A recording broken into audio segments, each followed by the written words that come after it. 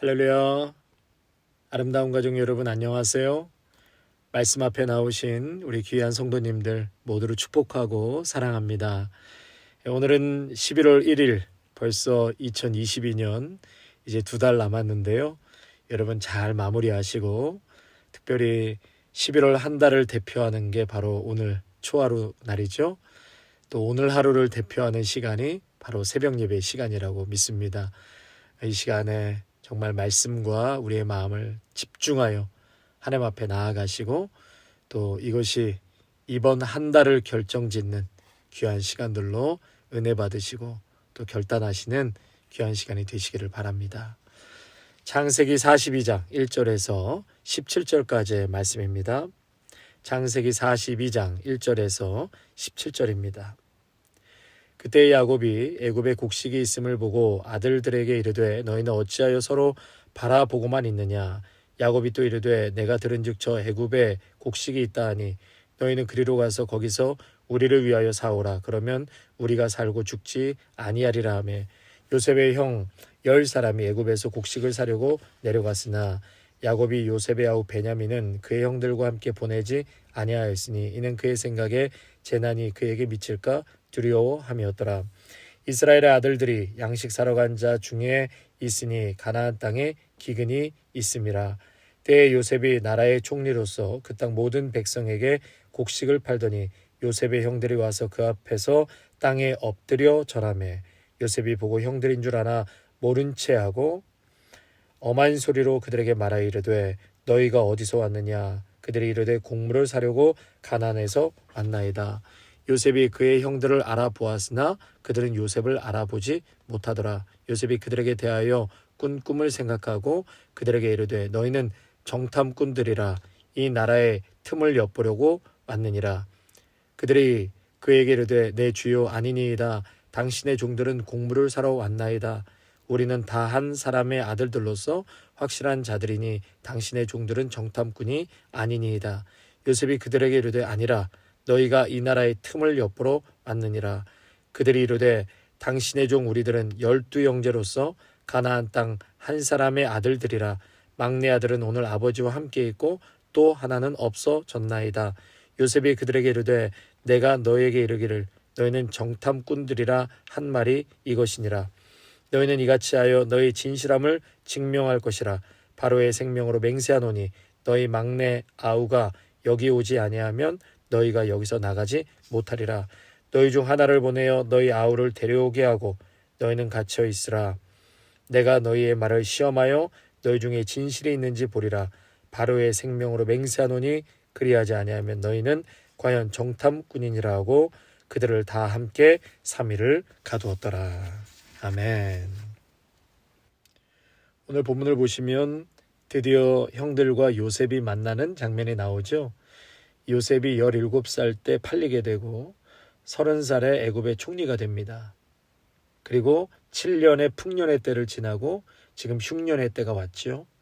형제들은 자신의 살고 있는 가나안 땅에서 이제 흉년이 드니까 더 이상 먹을 것을 구할 수 없어서 애굽으로 오게 되고 그곳에서 자신들이 팔았던 요셉을 만나는 장면입니다. 마침내 20년이 넘은 후에 요셉과 형들과의 역사적인 만남의 순간이라고 할 수 있습니다. 성도 여러분, 인생에서 가장 중요한 만남, 다름 아닌 하나님과의 만남입니다. 그 만남이 최고의 축복입니다. 또한 우리의 여러 만남이 있죠. 좋은 배우자, 좋은 친구, 또 좋은 교회, 좋은 목회자, 좋은 성도를 만나는 것이 축복입니다.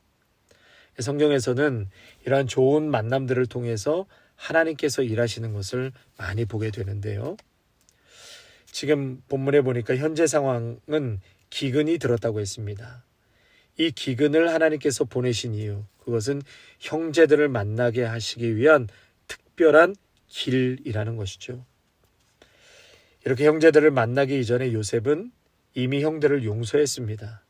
나중에 상황을 보시면 아시겠지만 이미 요셉은 용서했어요. 그리고 형들을 만난 후에 그리고 동생을 본 후에 대성통곡하며 우는 그런 요셉의 모습을 보게 되는데요. 보디발 아내도 문제 삼지 않고 또 자신을 잊은 술 맡은 관원장에 대한 원한도 품지 않았습니다. 그러니까 요셉은 감옥에서도 이 모든 것을 다 용서하고 원한을 품지 않았다는 것을 알게 되는데, 그래서요, 이 용서라는 것, 이것은 개인의 문제라고 하지만 화해는 만남을 통해서만 이루어질 수 있습니다. 요셉 마음 가운데 이미 용서하였고 미워하거나 복수하지 않았습니다. 그렇지만 화해는 만나야 이루어지는 것이죠. 하나님은 이 기근이라는 방식을 통해서 형제들을 만나게 하셨고 화해하게 하셨습니다. 성도 여러분, 우리가 살다가 이 한 부분에서, 어떤 한 부분에서 화해가 이루어지지 않을 때는 그 한 포인트에서만 끝나는 것이 아니라 그 영역 전체가 막혀버리는 것을 우리는 많이 경험했을 것입니다. 악한 마귀는 만남과의 관계를 통해서 누릴 수 있는 그 축복을 막아버리죠. 그래서 만남을 거부하고 음지에 있게 하고 홀로 있게 하고 빛 가운데 나오는 것을 거부하게 합니다. 성도 여러분, 오늘도 복된 만남이 있으시기를 축복합니다. 또한 모든 만남에는 하나님의 뜻이 있습니다. 모든 만남에는 축복의 길이 숨겨져 있습니다.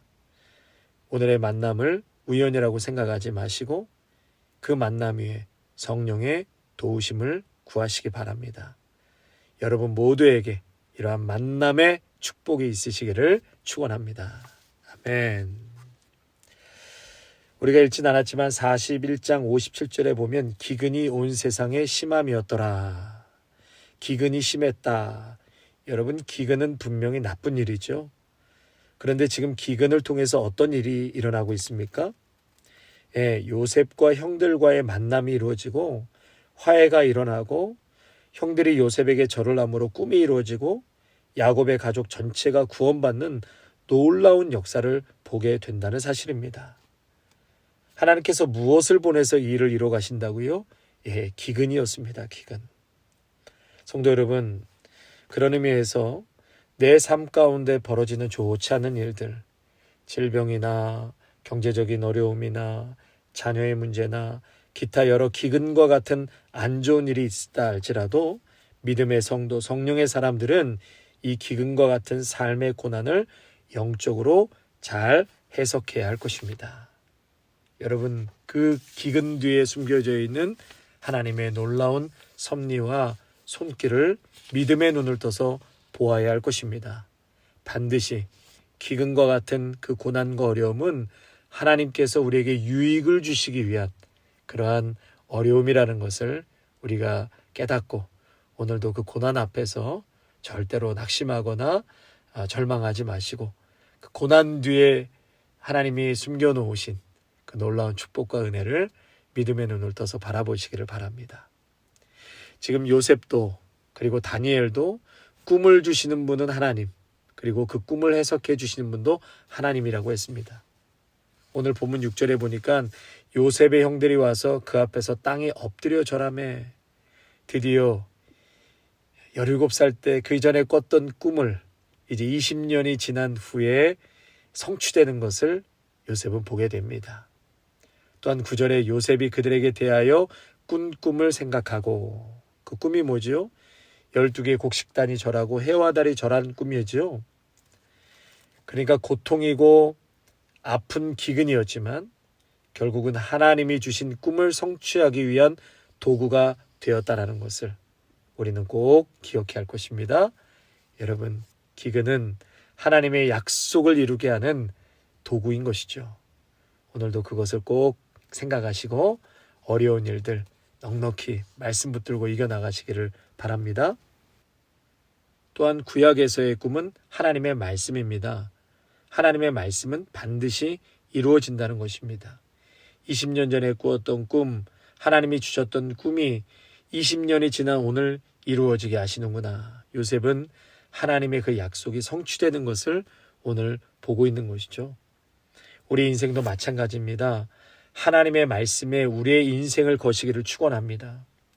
주일 예배 주시는 말씀, 또 오늘처럼 매일 새벽 예배 때 주시는 이 말씀을 우리의 심령 가운데 심는 시간이죠. 그런데 듣고 새들이 쪼아먹어 없어지는 사람이 있는가 하면 오랜 시간 지나고도 말씀이 가슴에 품고 있는 사람에게는 역사가 일어납니다. 30배, 60배, 100배의 결실이 있습니다. 성도 여러분, 우리의 인생은 결국 하나님 말씀대로 됩니다. 이미 주어진 답을 가지고 사는 인생입니다. 예수님께서는 우리를 택하신 많은 이유가 있겠지만 요한복음 15장 11절에 보면 내 기쁨이 너희 안에 있어 너희 기쁨을 충만케 하기 위해서 너희를 택했다라고 말씀하셨습니다. 그러니까 예수님께서 우리를 택하시고 우리를 위하여 십자가에 못 박히신 그 목적이 결국은 우리를 행복하게 하기 위함이라는 것이죠. 그런데 성도 여러분, 우리 안에 세상의 잣대가 들어와 있으면 행복하지 않을 뿐만 아니라 헷갈리게 됩니다. 혼돈스럽습니다. 오락가락할 때가 많습니다. 그럴 때마다 하나님의 말씀으로 혼돈을 정리하십시오. 중요한 순간에 말씀 하나 딱 붙들면 모든 무질서와 혼돈이 한순간에 정리되는 것을 경험하게 되실 것입니다. 오늘 7절에 보면 요셉이 보고 형들인 줄 아나 모른 채 하고 엄한 소리로 그들에게 말하여 너희가 정탐꾼들이라 나라의 틈을 엿보려고 왔느니라. 뿐만 아니라 9절과 또 12절, 14절, 16절을 보시면 요셉이 형들을 엄하게 4번이나 정탐꾼으로 몰아가죠. 이 고대 사회에서 정탐꾼은 스파이입니다. 스파이. 나라의 흥망을 좌우하기 때문에 스파이는 발각이 되면 그 자리에서 참수형을 당하게 됩니다. 근데 지금 요셉이 형들을 정탐꾼으로 몰아가죠. 큰 위기에 처하게 됩니다. 여러분, 이것이 요셉이 형들을 복수하려고 하는 것이 아닙니다. 형들도 3일이지만 오늘 말씀에 3일이라고 그랬는데요. 이 3일의 구덩이 체험을 통과해서 마치 징계를 받는 것처럼 경험케 하는 것입니다. 이러한 고난의 과정을 통해서 자신들의 잘못을 되돌아보고 철저하게 회개하라는 것이죠. 그래서 구덩이는 우리를 회개케 합니다. 믿음의 성도는 이런 고난의 과정을 하나님께서 다 통과하게 하십니다. 그래야지만 건강해지고 깊어지고 회개하게 되고 낮아지고 하나님을 의지하게 되기 때문입니다. 로마서 5장 3절에 보면 우리가 환난 중에도 즐거워하나니 이는 환난은 인내를, 인내는 연단을, 연단은 소망을 이루는 줄 알미로라.